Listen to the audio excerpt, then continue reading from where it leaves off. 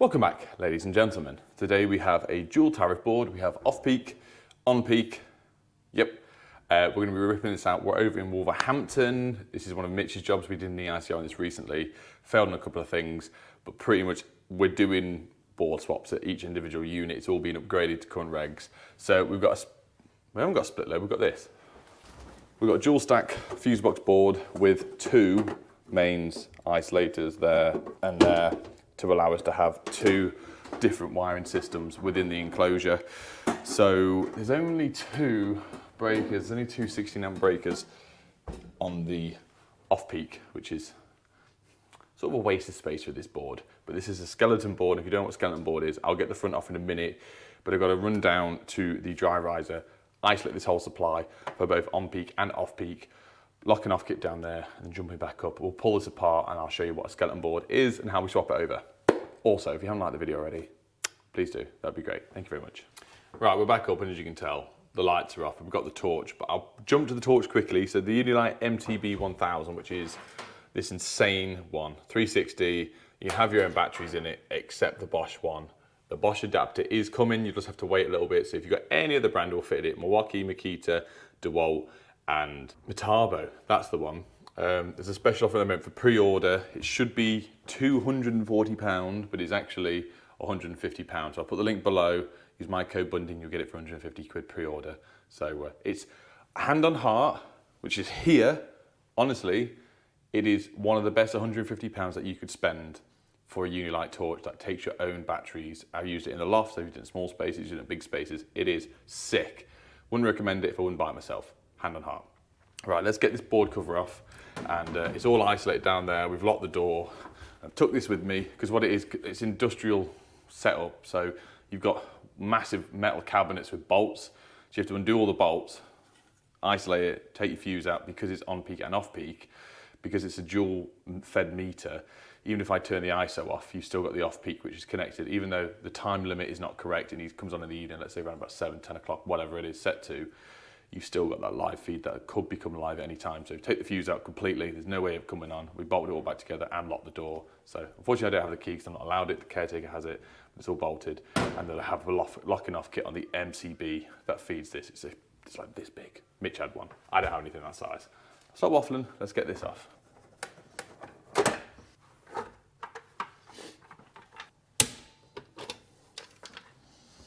Now they're off, what we're going to do, mark up our cables. It's very simple, there's only a few, but I can show you the reason within the board in a second. It's having a board swap. 1, 2, 1, 2, 3, 1, 2, 3, 4. So let me just get my tester to make sure it's to prove dead, so I don't get shouted at by everyone. Or my other half not be happy that I've not signed the life insurance papers and she can't claim off me. Right, so in here, being an older board as it is, we've had very loose terminals over the years and it started to burn. So it's better that this just comes out. But what my plan is, so this is a skeleton board. It's sat in the wall, it's got a framework so it can sit flush with the wall. There is skeleton boards that you can get, like modern day ones, like Fusebox do them, I think. But what we're gonna do is take this outer front cover off. You've got some bolts in here.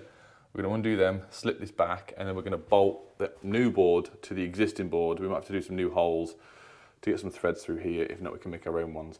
But the existing board will stay in, the existing glands will stay in, and what I can do to make sure that the continuity of earth is pulled through into the new board, we can use the existing bar, use a 16mm earth, link that through into our new one on both bars, top and bottom. So it's all within the same earthing system, it's all linked through, and we can leave that. So we've got the single link cable, single exposed conductors behind in it, and if we need to extend anything through, we can bring it through into the new board. So on the out of it, it look like a brand new board, but if you take the cover off, you'll be able to see through. We've kept our fire ratings, it's all metal enclosure, it's all lipped together, so I'm happy. So this could be quite an interesting video. Right, so the rest of the video, I didn't realise my microphone stopped working. I'll explain later on in the video, but this is voiceover Nick with a face, so let's crack on with the video. Right, what we're doing, slowly but surely, taking the board apart. I did a nice little time lapse for you guys. I'm gonna put some music on. I thought, no, what's better? This face. Breakers, we're doing the top bars, we're doing the neutral bar. We're leaving the earth bars installed purely down to so we can keep the continuity between the both. So we're straightening out all the breakers, we're straightening out all the cables as much as possible here. One of the big things that took this job 3 times as long. So you can see here, I've pulled them out, I'm pointing, but this is it here. So the live cable, the red cable, in case people aren't electricians, the insulation is absolutely corroded. For some reason, I presume it's the heat. I go across and do test the neutral, the black one. That's absolutely fine. I was worrying that maybe the board below kept too much, pulled too much current, the cable got really, really hot. But in this situation, actually isn't the case, because the board above, which is, it only has 2 storage heaters with exactly the same incoming supply thickness, like cross-sectional area of the cable, it's exactly the same. So you'll see in a little bit of how to correct it, but I end up just playing with it, pulling it, twisting it, and then the cable as well. It just literally perished completely, and it added a good hour into the job to figure out how to fix it, how to get around it, to make sure it's safe. One thing that I couldn't do in this, there you are, it's completely stripped now. One thing I couldn't do with it is pull the cable up and re-terminate it. You can see here where I'm pointing, the actual insulation goes within like 1.5 inches into the gland. This one here has been brought out a good inch of the internal insulation, but the other one, it actually went up. So what I'm going to do, I've said 4 for some reason, what I'm going to do is get some heat shrink. We're going to push it up as best as possible. The reason I can't terminate it back up, because we're in the top floor, it's a plastered ceiling, so I'm going to heat shrink it. We're going to use some Henley blocks just to join through only one, I'm pointing at the same time here, just one, the live conductor and the neutral for the lower board. The top board reach, no problem at all. I can't fix it because the wall behind, so beginning this skeleton board, it actually sits flush with the plasterboard in the next room, so I can't fix it back. I thought about silicone in it, CT1 in it, putting it on the sides, here we go with the heat shrink, left and right, but it's impossible. I've got no audio for the heat shrink here, so I'll... And then the blue, because I thought it might have... Yep, still going, cool. Right, there I'd slapped it together. So what we've done is taped up all the cables throughout it to make it easier to pass through, because we're going to struggle a little bit, because we've got to link up the new board to the old board with the right threads. Everything's in, I'm happy. We've pushed the heat shrink up into the gland by at least 1.5 inches, and I've managed to lip over the final bit of insulation that was left on the cable and heat shrink that. So I'm happy that's not going to touch on the inside. But what we have to do now, so these bars are the bars that kept the lid cover on, but they stuck out by about 1 mil. I can't remember if I said it already. So I've ground it out with the grinder. We're going to put it, bolt it in place, which allow me to sit my board as flush as humanly possible onto it. And it actually worked a treat. You can see here, I pretended that one was flush, but it wasn't. The other 3 were absolutely fine. But it allows me now to prep my board, knock out the back, put the heat shrink, the grommet strip on, which you'll see, but line it up, eye it up, measure it out, figure out what's what. And my Weir Tool Check Plus fell apart the other day. So that's the sort of level we're at with this. Like, it did add a long time. I'm just going to take the pins out of the old lid now so it matches up. So here's the time lapse.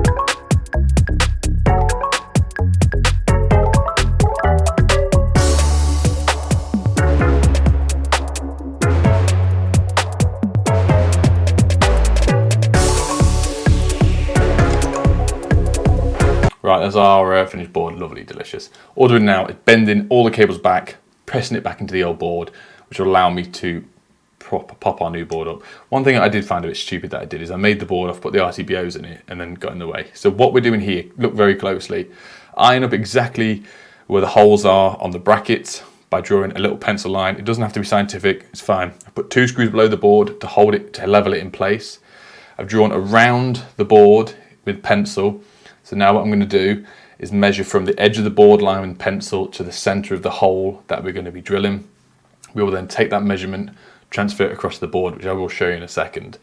But it was sort of eyeballing it to a point, but as you'll see in the video, it worked perfectly. So here we are, that's our cross, that's our cross. So our pencil lines, what we did, we marked up level with the wall, drew around the board, measured internally with that, and we get a nice Bosch blue bit out now, drill it on a funny angle, I don't know what this is all about.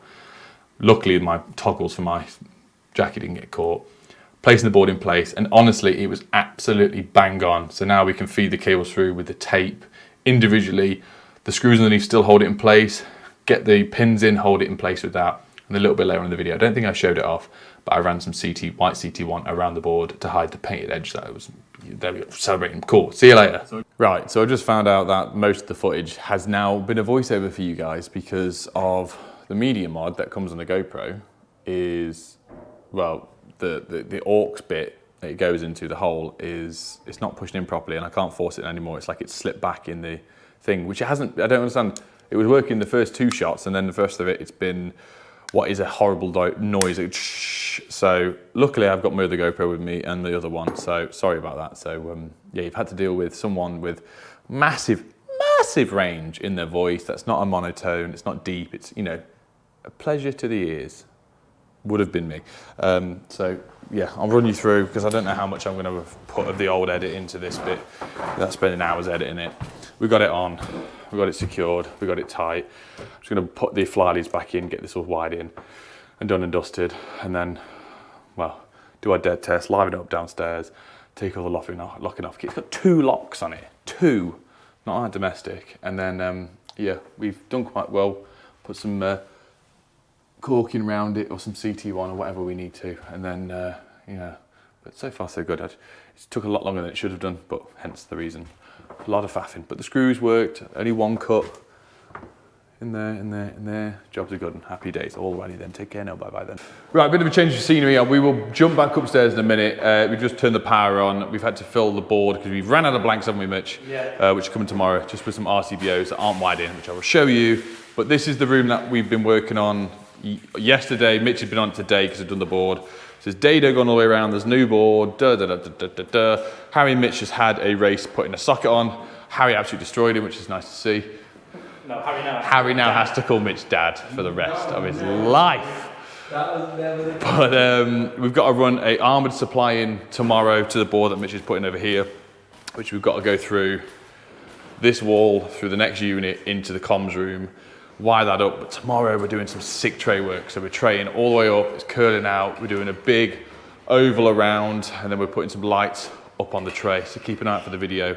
Let's run back upstairs and cry in the palm of our hands. Doesn't Mitch, you ever anyone watch My Parents Are Aliens? Doesn't he look like the little ginger kid, Josh? You put a little picture here. I will. Right? Picture will be there. Yeah. No. So from now on, if anyone, can you all comment Josh below in the video? That'd be fantastic. Say hi, Josh. Hi. Okay, we're back upstairs. That was interesting. I've tested what I need to tested. It's a really interesting one because the Mega, which is down there, I obviously did a video recently moaning about it. But the video came out before, the video was already filmed and everything, but when I was at Elex, I actually spoke to Mega. And what Mega said is it needs to be factory reset. There's a firmware update, the newest firmware update, which I've not done one yet, is out as of today, which is like the 5th of March. You download it from the website, stick an SD card in it, it does it itself. I thought, right, okay. He says, worst case scenario, if it doesn't do that, let me know and we'll give you a new one. And I said to the guy, it's really not very good enough, is it? Like, it's not good. A tester that, like, if I was getting, I've said this to the guy, if I was giving it for free and I was using it and no one saw my videos and I didn't exist online, you'd be like, you'd take it on the chin. I said, it's annoyed me because I paid for it and there's a fault with it. I said, what's the most annoying thing is people are out there purchasing the X1 because I have the X1, and I said, I do like the tester. Like, it's nice looking, it's easy to use, it's a good tester, but these faults are getting more regular and regular. If they don't get sorted, I don't want people buying the tester because I've got it, because of the videos, if there is a problem with it. He was like, yeah, I know. So that video went out last night, the other day. I'm gonna have the firmware update, so I'll let you know. But in the meantime, QTech messaged me last night and said, we saw your video, fancy trying out one of our testers. I'm gonna reply later saying, yeah, absolutely. Like, it's not gonna be a paid thing. Whether or not they're gonna give me the tester and I get to keep it, I don't know, but we're gonna have a play with that. So the board's on, the board's tested. I'm happy with everything. I'm just gonna get the lid on. It's come out really well. It's just taken a lot longer than it should have done. And apologies for the microphone not working, but it is what it is. For some reason, I've not had a fault with any of the audio issues for a very long time. But it looks like the media mod's broken. So keep an eye out for the next couple of videos where we're gonna do the tray work, the light off the scaffold and tower. It's gonna be sick.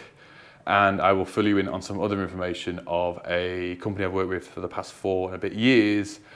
That has now come to an end, so other things are happening in the background, but I will let you know in the next video. Thank you very much for watching. Love you, bye.